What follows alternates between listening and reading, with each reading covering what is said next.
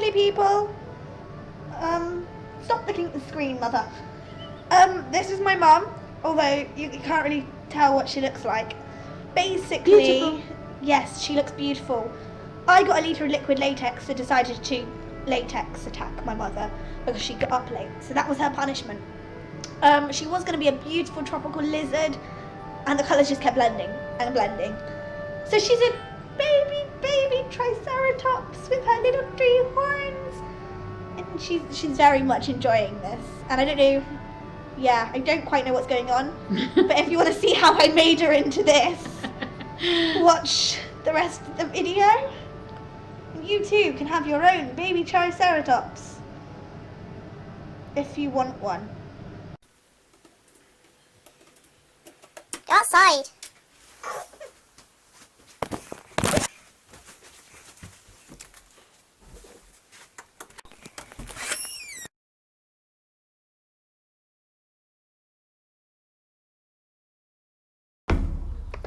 Right, first things first, I've just put some roll-on deodorant over my mother's face. It blocks up your pores and helps everything to stick a little bit easier. Sounds a bit stupid, I do realise. I've then got my liquid latex, this one's Mehron, and I've poured it into a lovely pot because I know I'm going to use it a lot. And then simply started to slather. Great word, slather. Slather my mother's face in liquid latex. To make sure everything kind of fits and keeps moving, I've then got her to wave my face about before getting my cotton wool, adding more latex, and just starting to build up key areas. So I decided, since she's kind of lizardy, to have some really sharp brow bone and jaws as well.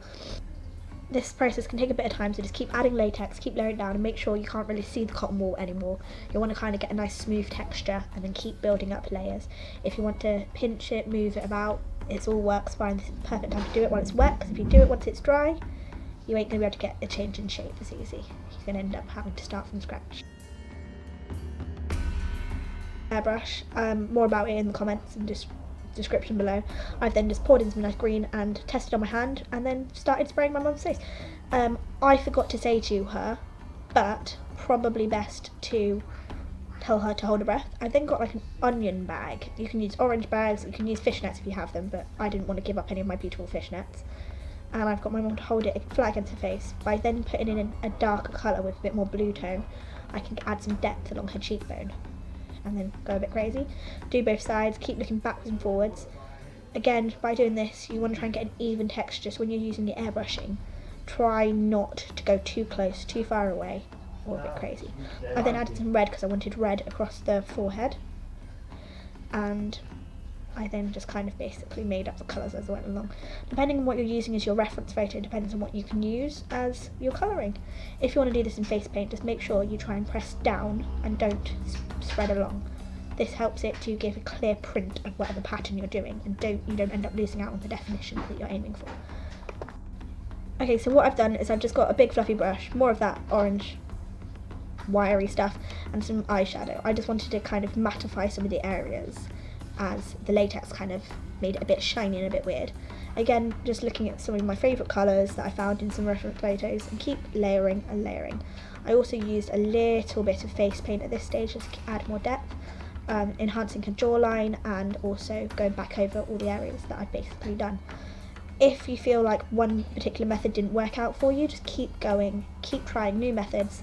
You can use face paint, you can use eyeshadow, you can probably just literally use an airbrush if you have that skill. I clearly don't, as why I've had to use all three. I've then darkened it up with some black cream paint to just kind of give definition under the jawbone, add some interesting mouthpieces before deciding to add horns. The process of adding horns is exactly the same as doing the cheek and movement above the eyes, work above the eyes. Basically, I got some latex, got some cotton wool, and just jammed it all together, rolled it around in my hand. Probably the worst way I did it. You could probably use cardboard and a bit of press aid or something like that, but I decided to cheat because this was kind of a spontaneous decision.